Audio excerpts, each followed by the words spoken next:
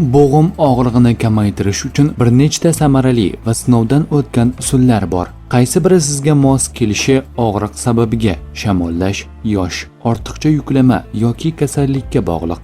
Issiq va sovuq muolaja.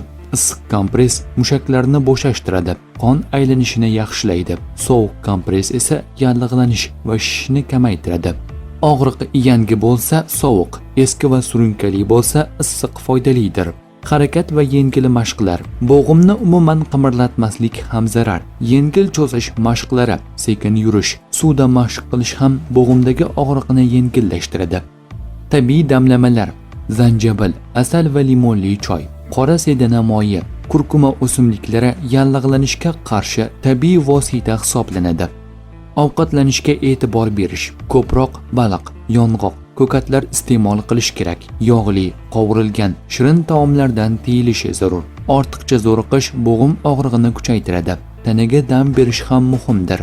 Og'riq uzoq davom etsa, shish, qizarish kuchli bo'lsa, harakat qilish qiyinlashsa, shifokorga murojaat qilish zarur.